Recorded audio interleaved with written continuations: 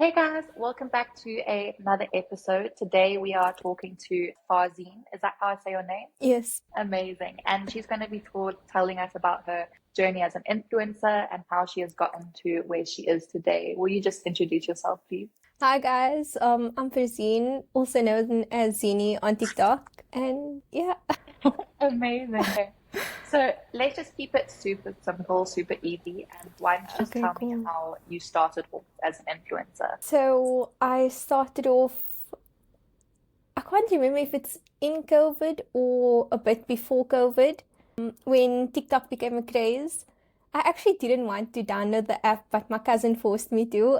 And then we created content, and yeah, my content changed from then. Yeah, that's how I Amazing. So started, and that's I'm what still here. absolutely love that. So are you on TikTok and Instagram? Yes, I am. I'm mostly on TikTok though, but my Instagram, like on my stories, I don't post posts on Instagram that often. Okay, amazing.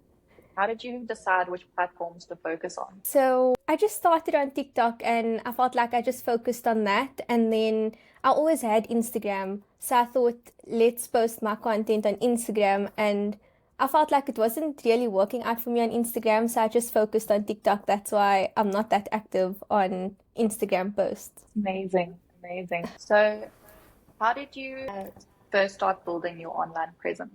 Like, how did you start growing your following? So I started posting. So my first few videos were things related to South Africa. So if you're South African, you would know. And then I created a series out of that. And then it just changed from cooking to visiting new places. And yeah, I just kind of had a mixture of everything. Amazing. I Yeah. absolutely love that. Always love a good, Hmm. relatable South African post. Yes. So, what would you say your niche is? Right now, there's a mixture. So of visiting new restaurants and cooking, but I feel like visiting new restaurants are the main one because I don't cook that often. And if I do cook, then I'll film it, but that's not very often. So visiting new restaurants and trying out new things and yeah. So you would say that your niche is more like the food side of things, the Yes. restaurants, the cafes, the new experiences, basically. Yes. Amazing. So how did you first start working with brands? So it started in lockdown where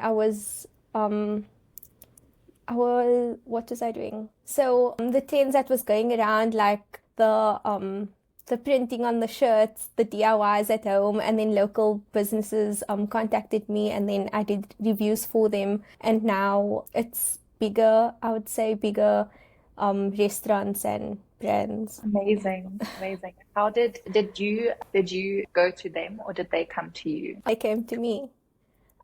Amazing. So you Lots didn't of actually reach people, out to, yeah, lots of people says that I must reach out to them, but I feel like it's not awkward, but it's not me to do that. So they reach out to yeah, me and then, yeah. that's amazing. That's amazing. I've heard lots of other influencers I've talked to have told me that they Hmm. recommend just basically focusing on your content Hmm. before reaching out to brands and stuff.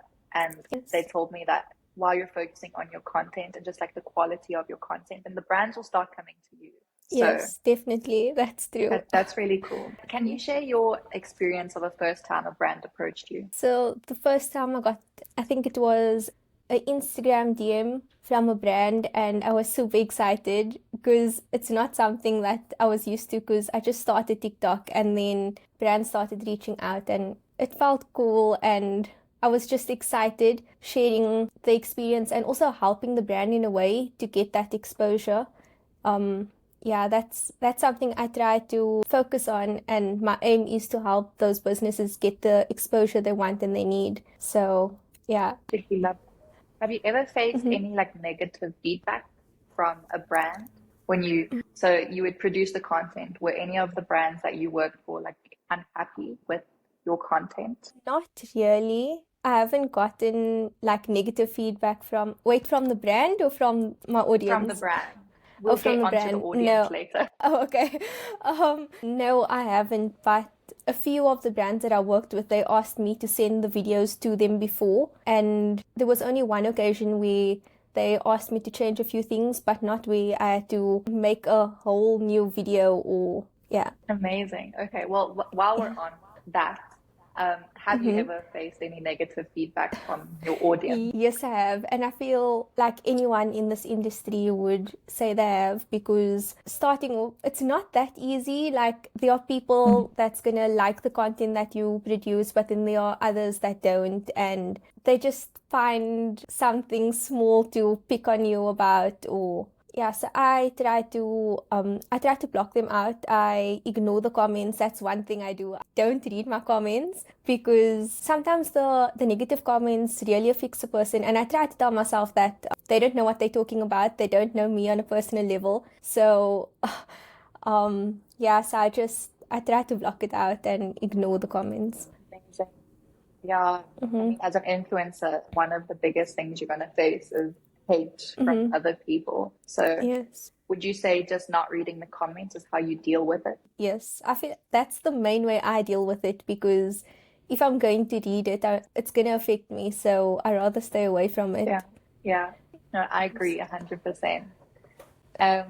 Okay, so what were some of the biggest challenges you faced in the early stages of your journey? So for me, I felt like since my videos got lots of views, I was like, okay, it's gonna remain like that. And I feel like the main challenge was accepting that some videos will do well and others won't. So yeah, so I just had to accept that because social media, it's not something where it's constant, where you constantly on top or constantly in the middle. Like there's like a cycle type of thing. Yeah, So you will get views that you don't want, and then you'll get views that you didn't expect to get. So that was, I feel like, the main challenge. Yeah, the main challenge. yeah, yeah. No, that is something that a lot of influencers also, I suppose, struggle with in the beginning. It's just like Hmm. it's finding your balance, it's finding what you do Yes. well in, and it's like it's just a Hmm. constant cycle of finding what's performing well at this time, and all of that. Yes. Okay, so here is a few like less important questions, but Okay. they just all to help future and beginner influencers who are going to watch Hmm. this. So, what tools or apps do you rely on for content creation? First, I started off with only using TikTok, and then I saw, okay, this ain't working out. I need something more. So I went on to CapCut. So I use CapCut to edit my videos. Wait, sorry, was that the question? Yes, that is the question. Sorry. Sorry. Yes, so I use CapCut to edit my videos. Amazing, amazing. It's just easy and yeah, I Is it find yeah, it very CapCut? easy to I love use. CapCut. I think Yeah, the everybody other loves apps are just complicated, and I'm like, I'm not they gonna sit are here for like 2 days trying to edit a video where I can do it in exactly like a few hours on CapCut. So I prefer CapCut. exactly. So exactly. So can you share a particularly memorable brand collaboration that you did? I feel like all the brands I've worked with are all memorable. They all have their own different special experience, and I can't pick one. I don't know. I don't think I'll be able to pick one. I feel like each one has their own special Their own memory or special touch. memory about it.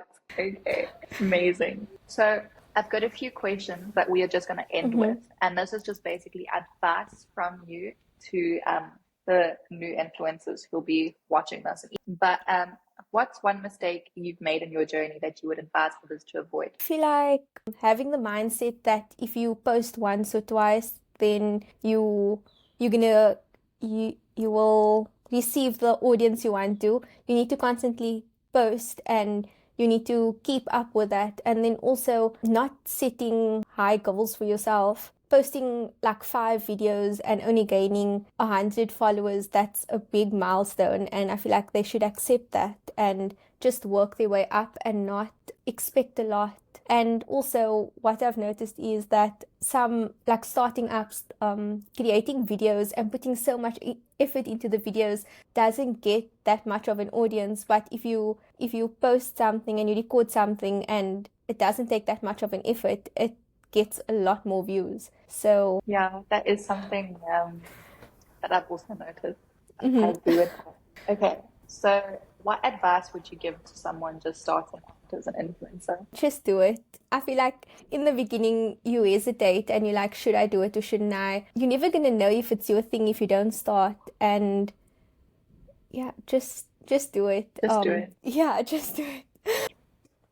I don't know what else to say. Amazing. I'm so sorry. I'm so blank. But No, no, this is amazing. I'm absolutely loving this. Your advice is it's spot on.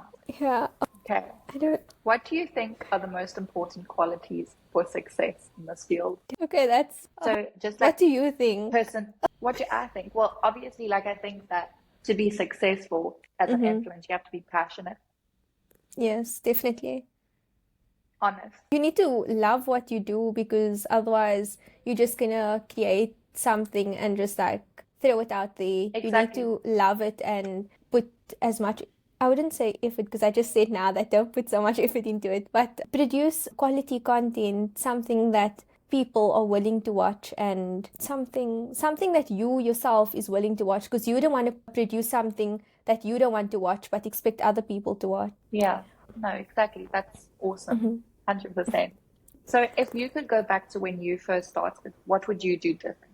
I feel like I would have continued. I took a break kind of and I just went downhill. And I feel like if I had the chance to go back, I would keep up my work and keep posting and yeah. And I don't think I would do anything different because what I produced starting off was me, was who I was and what I wanted to produce and like the content I wanted to put out there. So I don't think I would change anything. The only thing I would have changed was the being constant. Being consistent. Yeah. Okay. What has been one of the most rewarding parts of your journey? I feel like for myself and probably most people is the gifts, the receiving things, working with brands. We obviously get packages and stuff. So I feel like that is the fun part and the rewarding part about it. We I all agree. love I free agree. gifts. I mean, we all love free We gifts. doesn't exactly. Who doesn't love free gifts? No, I'm so with you. And also the events, like being invited to openings and like TikTok events, that was very nice because meeting other people and just getting that experience. I myself is an introvert, so I wouldn't go to parties or I wouldn't go to social events, but those events that I got invited to, I made a point to go because I can meet new people and just learn new things, and it was very nice. Kind of got me out of Yeah. my shell a bit. Love that for you. Love that for you. So, who Mhm. are some influencers or creators that inspire you? I don't know actually, but influencers that I do love watching and low-key get inspiration of is Lonal. I don't know if you know Lonal. He makes those cooking videos. So if I see a good recipe and then I'm like, oh, I gotta try that. And then I try it. And then Anna Zard also, her cooking videos. The videos are the quality and like the content that they produce, it makes you want to get out of your bed and try and make those Mm, foods. So that's what I really like about the content. I love that. Amazing. Last question. What's your ultimate goal as an influencer? My ultimate goal is trying to, so with the working with brands part, is try to get them the exposure they want and they expect. And then for myself, I feel like just to produce good content, like with my going to new places or trying out new places, I feel like myself and everyone always tries to go to TikTok first and like food places near me or what's for breakfast or something like that. So I feel like I want to create that way people's looking for something and they can come to my account to find it. And yeah. Love that. Thank you so much, Farzeen. You've been absolutely amazing. Thank And you you've so been so much for having me. inspirational. And I'm so grateful that you, at such short notice as well, that you hopped Mhm. on here and you could just like answer a few questions for me. No But thank you problem. so much. I'm so grateful. Thank you so much for having me. Thank you. Cool. Enjoy the rest of your day. You too. Can I take a snap for my Insta story for when you do post Of this? course. Yeah. Cool. Okay. Okay. Okay.